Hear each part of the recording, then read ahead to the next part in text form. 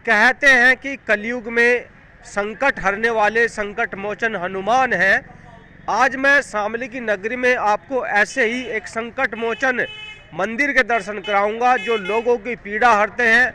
माना जाता है कि शामली का ये हनुमान धाम हनुमान टीला के नाम से प्रसिद्ध है और इसमें जो हनुमान जी की मूर्ति है वो लोगों की पीड़ा हरते हैं और मनोकामनाओं को पूरा करते हैं।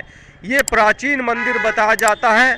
आप देख सकते हैं शामली का श्री हनुमान टीला हनुमान धाम के नाम से ये मंदिर प्रसिद्ध है। यहाँ पर बहुत दूर दूर से लोग अपनी मान्यताओं को लेकर आते हैं। मंगलवार और शनिवार के दिन यहाँ पर बहुत से श्रद्धालुओं की भीड़ लगती है। कुछ व्यक्ति मेरे साथ मौजूद हैं, इनसे बात कर लेते हैं। बाबा जी राम राम। राम राम जी। क्या हाल? बहुत बढ़िया जी। ये जो सीधी पीठ मंदिर है, जो मांगोगे वो मिलेगा, लेकिन अपने भाव बनाने पड़ेंगे। कितना पुराना मंदिर है भाई? तो हजारों साल का है जी। ये एक जो मंदिर था हनुमान जी का, 1000 साल का है। जो मांगोगे वो मिलेगा। मुझे सब तजर्बा है इसका। तो कभी कोई, जैसा आप तजुर्बे की बात कर रहे हैं, कभी कुछ मांगा आपने, कुछ हुआ ऐसा? मांगा। क्या हुआ? इससे 50-52 साल पहले यहाँ कच्चा वो था टिल्ला। हाँ, उस पर हनुमान जी का मंदिर था। उसमें छोटी सी मूर्ति थी, वो अब भी है। अच्छा। तो 1-2-4 मिलने वाले था। शर्त लगी किसी बात की। अच्छा। कहने लगा तुम पैदा कर नहीं सकते, मगर मैं पैदा करके दिखाऊंगा। मैंने नियम ले लिया 40 दिन तक एक घी का दिवा सुबह ही जलाना खाली पेट और एक लड्डू हनुमान जी पे। मुझे 32-33 दिन हुए थे, वह चीज़ सामने आ गई जो मांगी थी। यानी कि आपने हनुमान जी से प्रण लिया। हाँ। उस प्रण को निभाना शुरू किया तो 40 दिन का प्रण लिया था। हाँ। वही मान्यता आपकी पूरी हो गई। हाँ, 32-33 दिन वो मान्यता पूरी हो गई थी। फिर वो प्रण आपने पूरा निभाया? पूरा करा 40 दिन का। तो जो मांगो को मिलेगा। सिद्धपीठ मंदिर है ये। तो बाबा जी आप क्या कहोगे इस बारे में? बहुत बढ़िया है ये गुड़। इससे दर्शन जो कर लेगा वो कामयाब है। आप भी यही आसपास दुकान करते हैं? हाँ, यही दुकान है, यही मकान है। भगवान की कृपा से कैसा चल रहा है काम? बहुत बढ़िया, ये कृपा है, हनुमान जी की कृपा। मैं तो कहूँ सुबह शाम हम तो हाथ जोड़ रहे हैं जी, वही दे रहा खाना। तो बाबा जी यहाँ पर जो श्रद्धालु आते हैं वो कहाँ कहाँ से आते हैं? भाई गांव के भी हमें, शहर के भी हमें, सब जगह के हमें। आप किसी मूर्ति की बात कर रहे थे, वो मंदिर में है? हाँ, हनुमान जी की है, छोटे वाली। छोटे वाली? हाँ, जो बरकरार जब से यहाँ है, काफी पुरानी। सबसे पहली जो पुरानी मूर्ति है। हाँ, वो नहीं ले अपनी जगह से। और जो पेड़ है, जो हनुमान मंदिर में जो पेड़ निकला है, यो वही है। ये कब का पेड़ है? बहुत पुराना है ये भी काफी। ये भी काफी पुराना है। हाँ। चलिए देखिए, हनुमान टीला है ये और हनुमान धाम के नाम से प्रसिद्ध है। यहाँ पर एक मैं आपको पेड़ भी दिखाऊंगा जो हनुमान टीले के अंदर है, जहाँ पर हनुमान का मंदिर बना हुआ है। वहाँ पर पेड़ भी है, उस पेड़ को भी हम आपको अंदर से दिखाएंगे। हम हनुमान मंदिर के अंदर आपको छोटी मूर्ति के भी दर्शन कराएंगे। हनुमान जी के दर्शन करने के लिए मंदिर में ऊपर चलेंगे, जहाँ पर आज आपको उस दिव्य चमत्कारी मूर्ति के दर्शन होंगे जो कभी यहाँ पर मंदिर निर्माण होने से पहले जो हनुमान टीला कहा जाता था, कच्ची मिट्टी का जो टीला था, उससे ही यहाँ पर मूर्ति निकली थी। एक ऐसे मंदिर का रूप ले चुकी है जिसे लोग बहुत दूर दूर से पूजने के लिए आते हैं। बहुत से यहाँ पर श्रद्धालु आते हैं। शनिवार और मंगलवार का जो दिन होता है वो बहुत ही भव्य होता है। आप देख सकते हैं कि अंदर हनुमान जी की मूर्ति है, आपको नज़र आ रही होगी। हनुमान जी की जो मूर्ति है वो बहुत ही शानदार, बहुत ही प्रिय, बहुत ही चमत्कारी मूर्ति मानी जाती है। उसी को लेकर मंदिर है, उसकी जो पौराणिक कथाएं हैं उनसे आपको अवगत कराएंगे। मैं इस वृक्ष को भी आपको दिखा दूं। ये भी बहुत पुराना वृक्ष है, इसकी भी मान्यता है, इसके बारे में भी हम जानेंगे। तो पहले हम मंदिर के अंदर चलते हैं और वहाँ पर बात करेंगे जिस मंदिर का हम बाहर जिक्र कर रहे थे। अब हम उस मंदिर के दिव्य दर्शन आपको कराएंगे। जय श्री राम। गुरुदेव जय श्री राम। जय श्री राम। आपका शुभ नाम क्या है? सलील द्विवेदी, मंदिर हनुमान टीला हनुमान धाम। ठीक है। तो यहाँ पर मैं पहुँचा हूँ क्योंकि मुझे जानकारी मिली थी कि जो शामली का हनुमान धाम मंदिर है, हनुमान टीला के नाम से प्रसिद्ध है। तो क्या मान्यताएं हैं इनकी? ये शिव मंदिर हनुमान टीला नाम महाभारत कालीन मराठा कालीन संस्कृति को आपस में समेटे हुए है। महाभारत काल में तो ये बताया जाता है भगवान श्री कृष्ण हस्तिनापुर से कुरुक्षेत्र जाते हुए शांति को इसी स्थान पर रुके थे। मिट्टी का टीला, ठंडे प्याऊ, तालाब को देखते हुए यहीं पे उन्होंने डेरा डाला था और भगवान बजरंगबली को आह्वान किया था कि आप रथ पर आरूढ़ हो जाओ। ये उसी समय का मंदिर है। यहाँ पर बताया जाता है कि ये लगभग ज़मीन से 15 फीट की ऊंचाई पर है। यहाँ पर जो टीला है, क्योंकि नीचे का सब प्रांगण है, फिर तो जो मूर्ति है लगभग ज़मीन से ऊंचे टीले पर 15 फीट की ऊंचाई पर है। तो जो मूर्ति ऊंचे टीले पे निकली थी वो आज भी यहाँ पर मौजूद है। ये प्राचीन छोटा मंदिर था एक तरह से कि टीले, मिट्टी के टीले के ऊपर बना हुआ था और अब तो भराव होने के बाद ये इसकी ऊंचाई कम रह गई है। तो एक मूर्ति इसमें छोटे वाली मूर्ति जो उनकी है वो बालाजी, चलिए वो भी आज आप हमको दर्शन करा दीजिए। के दर्शन है।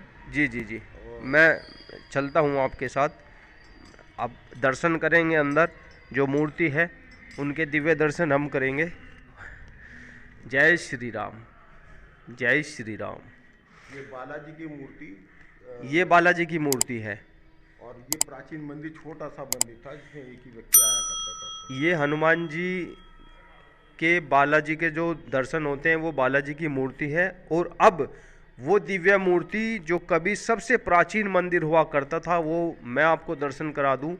ये देखिए, ये भगवान श्री राम भक्त हनुमान जी की मूर्ति है जिनके आप दर्शन कर रहे हैं। यही दिव्य मूर्ति है जो लोग यहाँ पर दूर दूर से भगवान श्री राम भक्त हनुमान जी के दर्शन करने आते हैं, अपनी मनोकामनाओं को पूरा करते हैं। बाहर एक व्यक्ति ने बताया भी था कि उसने 40 दिन का प्रण लिया था और 32 दिन में ही उसकी मनोकामना पूर्ण हो गई थी। तो यही वो दिव्य मूर्ति है जिसको लेकर के श्री हनुमान धाम, हनुमान टीला के नाम से आए हैं। यहाँ के जो श्रद्धालु हैं उन सब की मनोकामना पूर्ण होती है। इसी मंदिर के जस्ट बराबर में एक वृक्ष है, उसके भी दिव्य दर्शन मैं आपको कराऊंगा। फिलहाल भगवान श्री राम भक्त की एक बड़ी मूर्ति भी यहाँ पर लगाई गई है, आप देख सकते हैं। श्री राम भक्त हनुमान जी के दिव्य दर्शन आपको हो रहे हैं। ये मैं नहीं कह रहा, भारत कालीन, मराठा कालीन ये यहाँ पर हनुमान जी का मंदिर है। भगवान श्री कृष्ण जब आए थे पर रुके थे, यहाँ पर कुएं थे, कुएं में जल भरा हुआ था और यहाँ से मीठा जल उन्होंने पिया था और भगवान श्री राम भक्त हनुमान का आह्वान भी किया था। तो ऐसे में जब से ही मान्यता है कि ये जो मंदिर है हजारों वर्ष पुराना है, इसकी बहुत सारी मान्यताएं हैं। यहाँ पर लोग अपनी मान्यताओं को लेकर आते हैं। ये वो वृक्ष है जिसका मैं जिक्र कर रहा था। इस वृक्ष पर जो आप कलावा देख रहे हैं बंधा हुआ, ये वो कलावा है जो लोग अपनी इच्छाओं को लेकर के आते हैं, अपनी मनोकामना लेकर के आते हैं और भगवान श्री राम से अपनी जो मनोकामना है वो मांगते हैं। जिसकी श्रद्धा पूरी होती है वो उस श्रद्धा पूरी होने के बाद, अपनी मनोकामना पूर्ण होने के बाद इस धागे को आकर के खोल करके चला जाता है। जो भी देख सकते हैं आप, चारों तरफ का जो प्रांगण बना हुआ है ये बहुत ही दिव्य है, बहुत ही अच्छा है, बहुत ही सुंदर है। यहाँ पर आए दिन श्रद्धालु आते रहते हैं, बैठने की उचित व्यवस्था है और लोग कहते हैं कि जब हम इस मंदिर में आते हैं तो उनको मन को शांति पहुंचती है। तो गुरुदेव, मैं जानना चाहता हूं, जो ये मंदिर है, मंदिर के पास जो वृक्ष है ये किस चीज़ का वृक्ष है? बढ़ने का वृक्ष है ये। यहाँ पर पहले बढ़ने पर वृक्ष को ही जंगल हुआ करता था, अब एकमात्र वृक्ष यहाँ पर बचा है। और इसकी उम्र के बारे में कहा जाए, हमारे बड़े भी ये बोलते थे, ये शुरू से वृक्ष यहीं पे लगा हुआ है और हमारी याद से पूर्व का वृक्ष है। हो सकता है 200 साल पुराना वृक्ष होगा, यहाँ उम्मीद की जाती है। देखिए, ये बढ़ने का वृक्ष है। इस वृक्ष की कोई आयु भी पता नहीं है कितनी है। बताया जा रहा है कि जब से मंदिर है तब से ही ये वृक्ष है और ये वृक्ष भी जमीन धरातल से अगर मैं बात करूं तो लगभग 15 फीट की ऊंचाई पर है। ये मंदिर में आप देख सकते हैं भगवान श्री राम का जो भक्त है हनुमान जी, उन्हीं के मंदिर के जस्ट बराबर में ये बढ़ने का पेड़ है। यहाँ पर तालाब, यहाँ पर एक पुराना है, जिस तालाब का मैं जिक्र कर रहा था, जिससे मीठा जल श्री कृष्ण ने पिया था जब कुरुक्षेत्र में जाते समय। तो यहाँ पर वो तालाब आज भी मौजूद है, वो भी हम आपको दिखाएंगे। तो दिव्य मूर्ति के मैंने आपको दर्शन कराए। कुछ श्रद्धालु मेरे साथ मौजूद हैं, इनसे बात कर लेते हैं। क्या नाम है जी आपका? नरेंद्र कुमार गोयल। हाँ गोयल साहब, आप यहाँ हनुमान टीले पे आए हैं। हाँ जी। तो कैसा लगता है आने के बाद? बहुत अच्छा लगता है कि भाई जैसे भाई साक्षात भगवान जी दर्शन दे रहे हों और जो भी मनोकामनाएं होती हैं वे भी काफ़ी पूरी हो जाती हैं और हुई है। मेरे जीवन का अनुभव है ये। कोई अनुभव बताओगे आपका कि क्या क्या अनुभव रहा कुछ? अनुभव ये रहा कि जो भी मुसीबत आती रही उनकी भगवान से प्रार्थना की वो हल होगी। बस जीवन में कष्ट तो आते रहते हैं, कोई भी किसी भाई स्वास्थ्य के भी हैं उनमें भी लाभ होता है, कोई मुकदमा चल रहा है उसमें भी लाभ होता है। इस तरह से हुआ है लाभ। मैं लगभग ये समझिए आप लगभग 40 साल से प्रतिदिन आ रहा हूँ। अगर मैं यहाँ शामली में होता हूँ, अगर मैं यहाँ नहीं हूँ और कहीं बाहर गया हुआ तो मजबूरी है, लेकिन वरना प्रतिदिन आते हैं? वरना प्रतिदिन आता हूँ। सुबह को नहीं आ पाता, शाम को आता हूँ, मतलब आता हूँ। वैसे आपने एक बात तो सही कही है कि न्याय करने वाला भगवान होता है, और न्याय की अगर आपने गुहार लगाई है किसी मुकदमे से संबंधित, क्या वो पूरी हुई है? हाँ, पूरी हुई है। मुकदमे में जीत मिली है? मुकदमे में जीत मिली है, जबकि हमारा मुकदमा भी न्याय का था, मतलब गलत नहीं था मुकदमा, बिल्कुल। लगा उसमें आपको? समय तो लग गए 2-3 साल। लेकिन आस जो आपकी पूरी हुई, जो उम्मीद पूरी हुई, वो हनुमान धाम पे आने के बाद पूरी? हाँ, आने के बाद हुई। उससे पहले क्या लगता था कि शायद असमंजस की स्थिति? असमंजस की स्थिति लगता तो था उसमें भी कि न्याय मिलेगा, लेकिन देर हो रही थी। इसके यहाँ पे हनुमान धाम पे दर्शन करने के बाद तो फिर वो काम, मतलब मुकदमा वो जल्दी बन गई बात है ना? जल्दी हो गया। ठीक है जी। विलम्ब बहुत था। हाँ गुरु जी, आपका क्या नाम है? पंडित धीरज शास्त्री हमारा नाम है। हम कितने समय से यहाँ पर सेवा कर रहे हैं? हम 10 वर्ष से हैं अभी यहाँ पे। 10 वर्ष से? जी। तो आप तो यहाँ रहते हैं, मंगलवार शनिवार क्या माहौल रहता है श्रद्धालुओं का? मंगलवार शनिवार को यहाँ बहुत काफ़ी भीड़ रहता है। सभी भक्त चोला चढ़ाने के लिए आते हैं, प्रसाद चढ़ाने के लिए आते हैं। बहुत दूर दूर से आते हैं, कम से कम 100 किलोमीटर की दूरी तक यहाँ आते हैं। जिनकी मन्नत होती है वो अपना मन्नत पूरी करते हैं और प्रसाद लगाते हैं, चोला चढ़वाते हैं। हर शनिवार और मंगलवार को वस्त्र भी भगवान का बदला जाता है। इसमें अपना जिनको चढ़वाना होता है वो चढ़वाते हैं, नहीं तो सिंदूर का चोला चढ़ जाता है। ठीक है। तो मान्यता क्या क्या है? मान्यता जो है हमारे, ये तो हनुमान जी जो निकले हैं धरती से वो है, और वृक्ष जब पेड़ है इनमें ये मान्यता है। जो भी इसमें कलावा बांधता है उसकी मन्नत पूरी हो जाती है।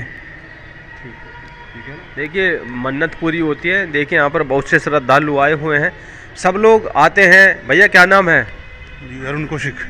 हाँ, ये बताइए, आए हो मंदिर में और दिया भी साथ लाए हो, क्या लगता है कि यहाँ आए हो तो इच्छा पूरी होगी? इच्छा थोड़ी है, शांति के लिए आते हैं। इच्छा तो भगवान जब पूरा कर देगा। मन की शांति के लिए आते हो? जी। कब से आ रहे हो? मुझे लगभग 2 साल हो गए लगातार। कैसा फील हो रहा है आपको? भैया यहाँ जैसा तो फील कहीं भी नहीं हो सकता। मन को शांति मिलती है? बहुत।